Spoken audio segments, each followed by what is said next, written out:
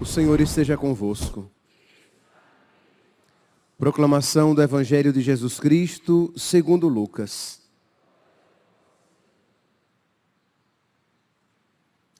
Aconteceu que Jesus estava rezando num lugar retirado e os discípulos estavam com ele.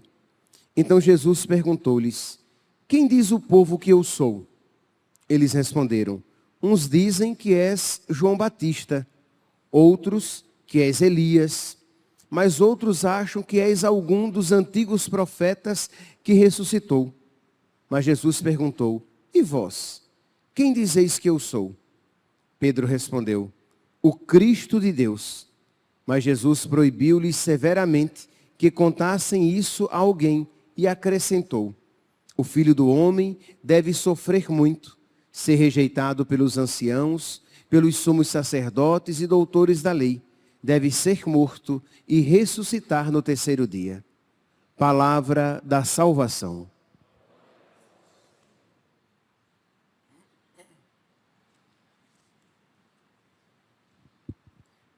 Caríssimos irmãos e irmãs, este evangelho de hoje, ele deve nos interpelar a todos. Isto é, esta pergunta que Nosso Senhor faz: quem eu sou para você? Porque a partir disso, toda a nossa vida se desenvolverá. Diz aqui que Jesus pergunta aos discípulos quem ele é para os outros. O que é que os homens dizem que eu sou? E vocês percebem que são todas afirmações desencontradas. Há uns dizem que és João Batista, isto é, que tens aquela têmpera, és como ele, mas não definia Jesus. Outros dizem que és Elias, como Elias. Outros que és um dos profetas que ressuscitou. Então Jesus pergunta: e vós? Vós que estáis comigo, vós com quem eu tenho partilhado a minha intimidade, vós a quem eu chamo de amigos, e vós? Quem dizeis que eu sou? Pedro, então, iluminado, aqui a resposta no Evangelho de Lucas é curta, mas no Evangelho de São Mateus é uma resposta mais completa. Pedro, iluminado pelo Espírito Santo, diz: tu és o Cristo, o Filho do Deus vivo. E Jesus vai elogiar, né? Dizer: muito bem, não foi a carne e o sangue que te revelaram isso, mas o meu Pai que está nos céus. Meus irmãos, nós precisamos, em cada Eucaristia que nós recebemos, na palavra que nós ouvimos, nas orações que nós fazemos, nós precisamos pedir a nosso Senhor que Ele vá se revelando a nós, em nós. Que nós o vejamos cada vez mais e vendo quem Ele é, o meu Deus verdadeiro, o meu Salvador, que morreu por mim, que me ama tanto que se entregou pela minha salvação, que não quer que ninguém se perca, que de tal maneira essa verdade vai entrando no nosso coração e que nos leve a uma necessidade, não mais a uma obrigação, de amá-lo de volta. De modo que viver os mandamentos será uma necessidade, não será uma necessidade interna, não uma imposição externa. De modo que rezar vai ser como respirar. Ninguém se obriga a respirar. Ninguém pensa: eu tenho que respirar para oxigenar o sangue, senão eu morro. Não, é algo natural. De modo que então, descobrindo quem é Jesus, a oração se tornará como a sua respiração, como o seu alimento, como a sua hidratação. Você nada melhor do que se hidratar. De modo que, quando você se dirigir a Deus, você vai dizer, como o salmista, que alegria quando eu vi que me disseram, vamos à casa do Senhor.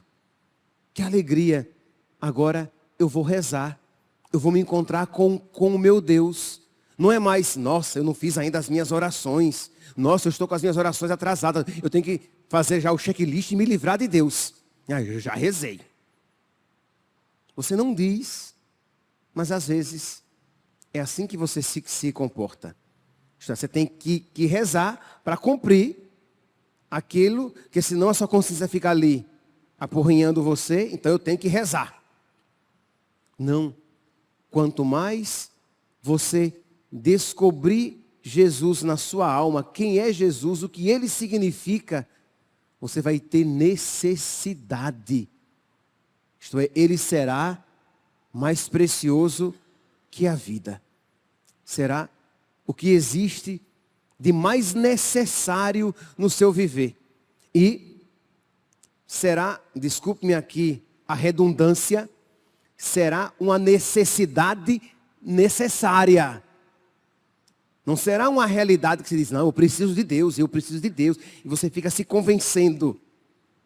Não, você não precisará mais convencer a sua humanidade rebelde, porque a sua alma se sentirá atraída por Deus. Pois bem, essa verdade, os santos mártires Cosme e Damião, cuja memória hoje celebramos, descobriram. Eles descobriram Jesus.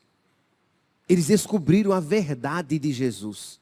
O que ele significa e o que significa perdê-lo.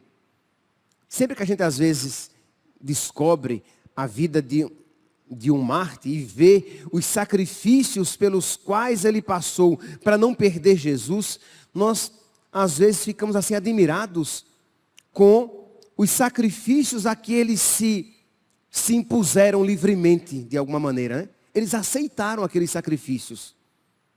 Mas, para eles, na alma deles, era uma necessidade de amor. Estava fora de cogitação perder Jesus. Estava fora de possibilidade negociar para salvaguardar essa vida, perder a vida que verdadeiramente importa. Eu sou o caminho, a verdade e a vida. Jesus. Então, era algo impensável. Santo Inácio de Antioquia, caminhando para o martírio, dizendo, tem um rio de água viva dentro de mim, que diz, vem para o Pai. Vem para o Pai. E ele vai dizendo, olha, pelo amor de Deus, não queiram que eu morra, deixem-me viver. Mas o que é que ele estava dizendo quando dizia, não queiram que eu morra, deixem-me viver? Viver para ele é morrer por Cristo. Morrer era permanecer nessa vida. Então não queiram me salvar, para mim vai ser morte. Deixem que eu morra, para mim vai ser a verdadeira vida. Eu quero ser trigo de Deus nas presas das feras. Porque ele tinha descoberto algo maravilhoso, que perder a vida pelo amado é ganhá-la por toda a eternidade. É ganhá-la para estar com ele por toda a eternidade. Foi por isso então que esses santos irmãos, Cosme e Damião, padroeiros, juntamente com São Lucas, dos médicos, dos farmacêuticos, dos dentistas, das escolas de medicina, esses cristãos do século III, embora tenham sido martirizados no iniciozinho do século IV, no ano 303. Eles, porque descobriram Cristo, dedicaram toda a sua vida a Ele. E dedicaram com tal generosidade que eles eram conhecidos como os santos inimigos do dinheiro. não cobradores, isto é, eles não aceitavam pagamento, porque eles queriam usar de todos os meios para evangelizar, para falar de Cristo, para que a sua mensagem se tornasse eloquente. E como eles mesmos disseram, que eles curavam pela força de Cristo, não por suas técnicas aplicadas. E as curas eram abundantes. E as conversões começaram a se multiplicar.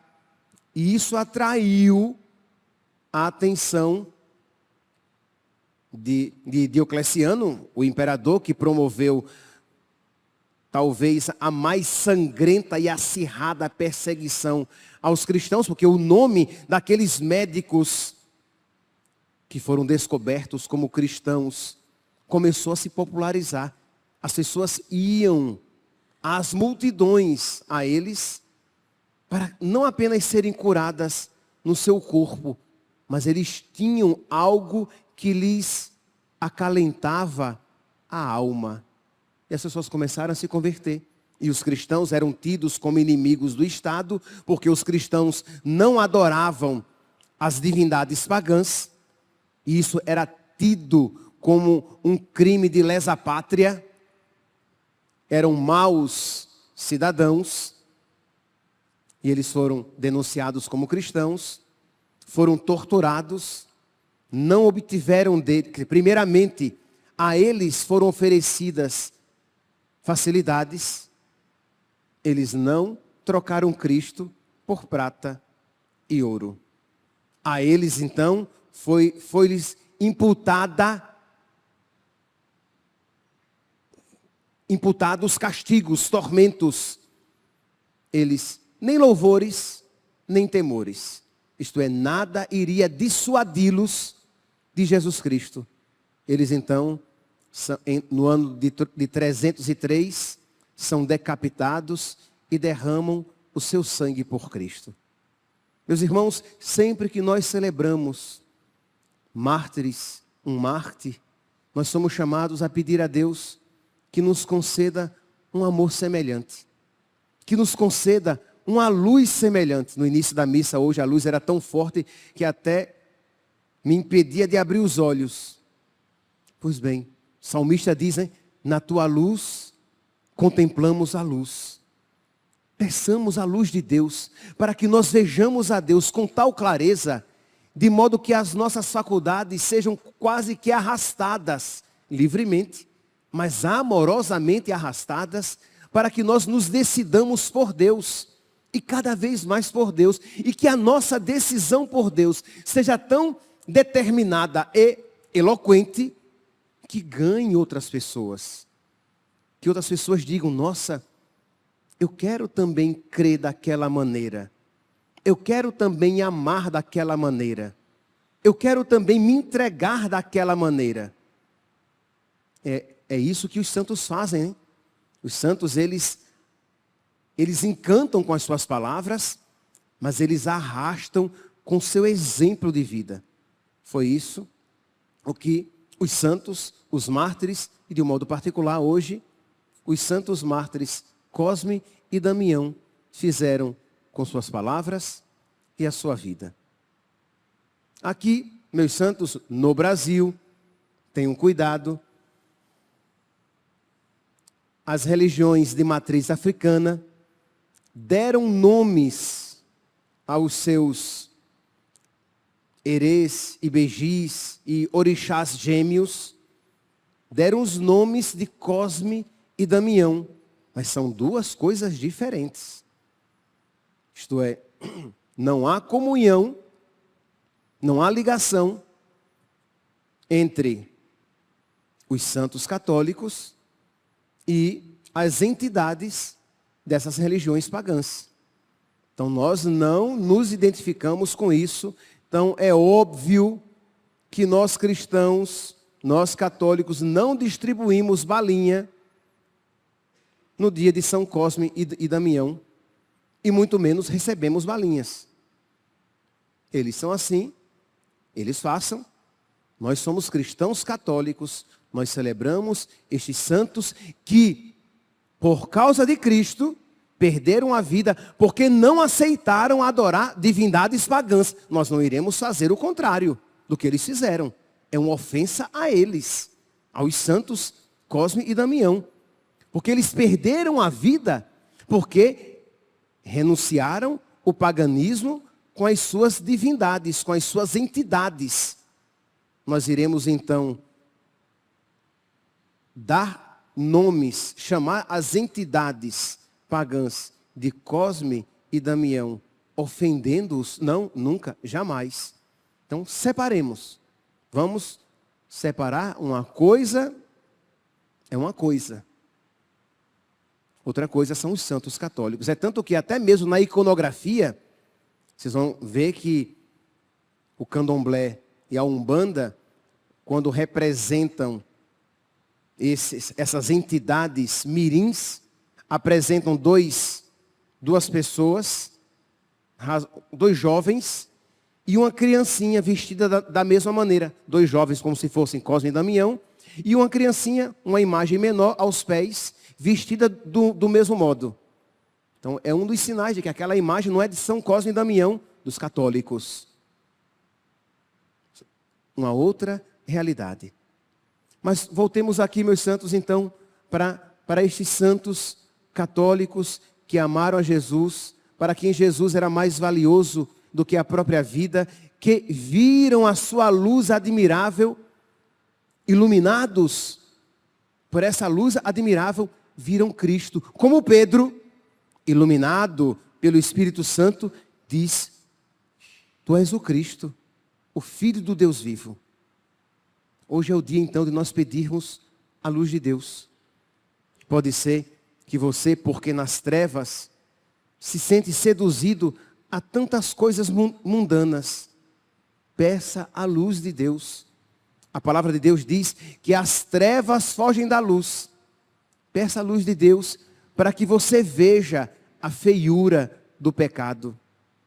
Para que você veja a maldade das propostas mundanas. Para que você veja a fugacidade, a transitoriedade dos prazeres deste mundo. E para que você veja como são belas as promessas de Deus. Como Deus é maravilhoso. E como Ele nos suprirá além das nossas necessidades. Quando nós nos encontramos com Deus, e quando nós nos encontrarmos definitivamente com Ele, nós iremos dizer: Senhor, fizestes muito mais que prometestes. O Senhor nos deu muito mais que havia prometido. O Senhor é muito melhor do que tudo aquilo que eu podia imaginar. Mas esta verdade, que será tão exuberante na eternidade, precisa já ser uma verdade contemplada na fé e na oração. Isto é, você crê nisso, mas a sua vida de oração, a sua permanência e frequência na vida da graça e frequência aos sacramentos vão fazendo com que você veja cada vez mais com os olhos da sua alma, veja com o seu coração aquilo que você já crê. Eu creio que Deus é a vida da minha vida. Só que na vida de oração, na escuta da palavra, na recepção dos sacramentos, você vai experimentando que Deus é a vida da sua vida. Você crê que Deus é o que existe de mais precioso. Mas com a vida de oração, com a escuta da palavra, com a recepção dos sacramentos, você vai experimentando que Deus é o que existe de mais precioso. Você crê que Deus é o bem, sem o qual nada é bom. Mas com a sua vida de oração, com a sua escuta da palavra, com a frequência dos sacramentos, você vai vendo que Deus é o bem, sem o qual nada é bom. Que Deus é ótimo. Você crê que os sofrimentos desta vida nem devem ser comparados com a glória futura. Então vale a pena por Cristo sofrer. Mas com a sua vida de oração, com a escuta da palavra, com a recepção dos sacramentos, você vai vendo de uma maneira nova que os sofrimentos da vida presente nem devem ser comparados com a glória futura e que vale a pena por Cristo sofrer. Então pensamos hoje, por intercessão desses santos mártires, esta graça para que aquela luz que brilhou nas suas inteligências e corações, brilhe também nas nossas inteligências, corações e almas. Louvado seja nosso Senhor Jesus Cristo. Para sempre seja louvado.